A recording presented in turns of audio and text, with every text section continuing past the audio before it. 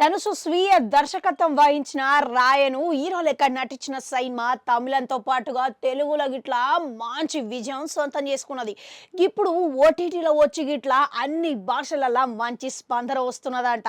అయితే ప్రస్తుతం ధనుషు శేఖర్ కమ్ముల దర్శకత్వల కుబేర సైన్మాల నటిస్తున్నాడంట. అయితే ఈ సైన్మా గిట్లా విడుదలకు సిద్ధమవుతున్న నేపథ్యంలో మరో సైన్మా దర్శకత్వం చేసేటందుకు ఆయన చర్చలు జరుపుతున్నాడంట.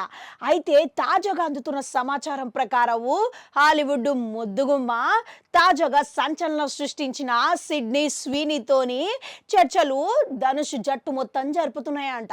అయితే సిడ్నీ స్వీనీ హాలీవుడ్లో ఇప్పుడు మస్తుగా కావాల్సిన నటి. ఇక అనేక సైన్మాల కోసం ప్రముఖ దర్శకులు దేశ విదేశాలకు వెళ్ళి ఆమెను సంప్రదిస్తున్నారంట. ఇక అటువంటి స్టార్ హీరోయిన్ తోని ధనుష్ చేసే అవకాశాలు ఉన్నాయని అంటున్నారు. అయితే గత హాలీవుడ్ సైన్మాలు ధనుష్ చేసిండు కనుక ఇప్పుడు గిట్లా హాలీవుడ్ సైన్మా చేయబోతున్నాడా, లేకుంటే ఇక దక్షిణాది సైన్మాల కోసమా, లేకుంటే హిందీ సైన్మా కోసం గివే స్టార్ తోని సంప్రదించిండా అనేది మాత్రం ఇప్పటికీ తెలవకపాయే. ఇంకా కొన్ని రోజులు ఆగాల్సిందే గాని ఇప్పుడు వస్తున్న అనుమానాలు ప్రకారం చూస్తుంటే ఇక హాలీవుడ్లో ఈమెకు మంచి పేరున్నది కనుక హాలీవుడ్ సైన్మా చేస్తేనే మంచిగా ఉంటది కదా అనే ఉద్దేశంతోనే సంప్రదించిండు అనే అనుమానం వ్యక్తమవుతున్నది. ఇక మరోపక్క గతంలో ధనుష్ హాలీవుడ్ సినిమాలు వేసినా కానీ అది ఎక్కువ ప్రేక్షకులకు చేరలేకపోయే ఓ మోస్తారు వరకే చూసిరు.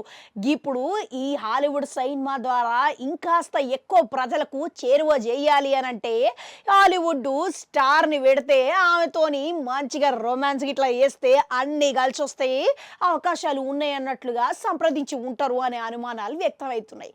ఇక మరోపక్క అసలు మన దక్షిణాదిలోనే ఆయనకు భారీ విజయాలు నమోదు చేసుకుంటున్న వేళ అసలు హాలీవుడ్ సైన్మా ప్రయత్నం ఎందుకు చేస్తాడో అనే అనుమానాలు గిట్లా కొంతమంది వ్యక్తం చేస్తున్నారంట. నటుడు అన్నాక ఇప్పుడు అన్ని రకాల భాషలో ఉన్న సైన్మాలను చేయాలి, అన్ని వర్గాల ప్రేక్షకులను మెప్పించాలి కదా అని ధనుష్ అభిప్రాయం అని ఆయన అభిమానులు చెప్తున్నారంట. ఇంతకు కథనం సైన్మాలల్లా ధనుష్ ఆరితేరు ఉన్నాడు, మస్తుగా చేస్తాడు కనుక సిడ్నీ స్వీనీ ఈయన సైన్మాలో నటించేందుకు ఎంతవరకు సై అనే అవకాశాలు ఉన్నాయంటారు?